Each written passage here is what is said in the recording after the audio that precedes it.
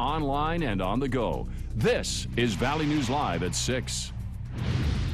When do you say he's done his debt, he's, trying to regroup his life, and is it 5 years? If it's 7 years in this case, is it 10 years? Is it 20 years? Do we never forgive him? A Habitat for Humanity house is about to be placed in one local community, and the people who live there are up in arms, saying it's going to be bad for their neighborhood. Good evening, and thank you for joining us. The Detroit Lakes Habitat for Humanity didn't expect this much pushback when it decided on the location for its latest home. Valley News Team's Cornelius Hawker tells us why some neighbors don't want this family moving into their community and what Habitat Humanity is saying about it. People will say things until it turns out to be their next door neighbor, and then it's not such a good idea. Randy Chaloha lives next door to the lot where a family of 5 will soon call home thanks to Habitat for Humanity out of Detroit Lakes. We think they have a great opportunity, and we think they'll be very conscious of that with 3 small children, and they will want to be good neighbors just as we will want to be good neighbors. But not all of Chaloha's neighbors feel the same. This flyer was placed in several mailboxes asking people to protect their neighborhood because the husband of the family set to move in was convicted of selling drugs in 2009. DL Area Habitat for Humanity President Steve Hansen says they found out about the drug conviction after the family was chosen. We checked out that background. We found that he's an exemplary employee at Lake Shirts here in Detroit Lakes. Been that way for 7 years. And once we found that out, we were good to go. We didn't have any issues with him. Moving forward, Hansen says he hopes the community can extend a warm welcome to this young family that's just trying to stake out their piece of the American dream. All we ask for the neighborhood is to walk over to the build, shake his hand, get to know him like you would any of the rest of your neighbors. In Detroit Lakes, Cornelius Hawker, Valley News Live. Another concern the community has, they say a prior Habitat house caused a lot of problems for neighbors and police a few years ago. Hansen says in reaction that situation was a fluke and said other Habitat projects in DL and Frazee have not been problems. Parts of the valley might see some hit and miss showers tonight and tomorrow. That isn't keeping us away from the backyard barbecue, though. That's where we find Chief Meteorologist Hutch Johnson. We join him now for more on the forecast. Hutch, what's it like out there? Thanks. So, it's great out here. We have some filtered sunshine at best. The temperature's perfect. The wind is cooperating here at Diane Lansing's backyard. Tell us where you signed up to win, Diane. At Cashwise in South Fargo. All right. Now, where did you sign up in the store? Do you remember? By the meat department, maybe? It was by the meat department. Yeah. Very good. And who did you invite tonight? This is a raucous crowd. I have my niece Christy and neighbors and friends. Well, very good. Well, I'll tell you what, it's a joy to get out to the backyard. We want you to head into your local Cashwise while you're doing your shopping. Stop by the meat department, right? Right. And sign up. Maybe we'll be in your backyard next week, and looking forward to that. Weather-wise tonight, if you have a cookout, here's what you can expect. We have a few high clouds out over, but nothing threatening at all, and temperatures this evening are quiet. Now, the storms you see out in the western Dakotas will move our way, and they're severe now. The risk of severe during the overnight is not that great. We'll keep our eyes on the skies, though, as we do have a chance at some overnight showers and storms. Your evening planner looks like this. We're holding on to those 80s now. We'll be cooling into the upper 70s by the time we get to bedtime, mid-70s out there with light and variable winds. And again, overnight will bring the best chance of scattered showers. So the way it looks now, things are going pretty good, and we know it's the meat department. Meat department is where you sign up at Cashwise. Back to you in the studio. We will not forget that, the meat department. Thank you, Hutch. A water main break caused the downtown Fargo Library to close early today. The library closed at 4:30 this afternoon.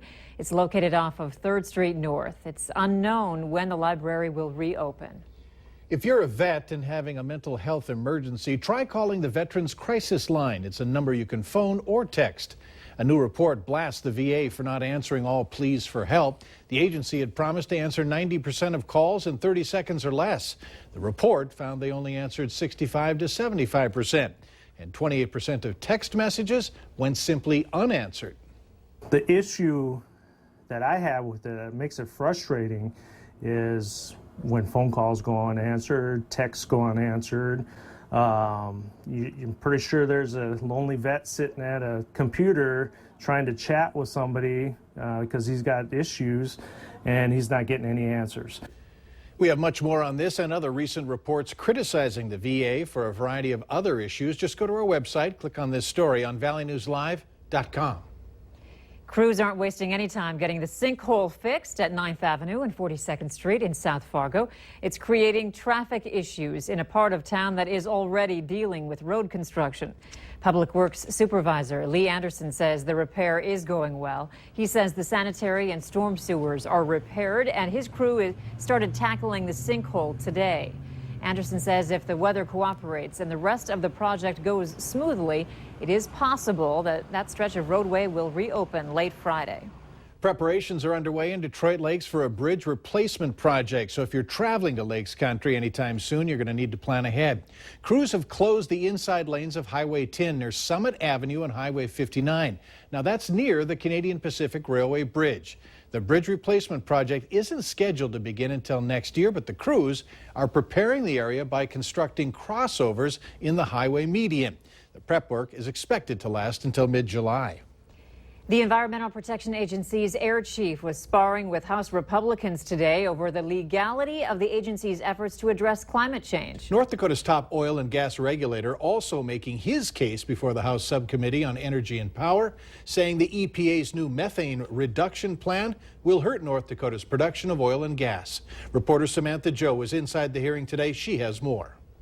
Mr. Chairman, I have the floor. Fireworks inside a House subcommittee hearing on Wednesday. I think it's absurd. I think it's irresponsible.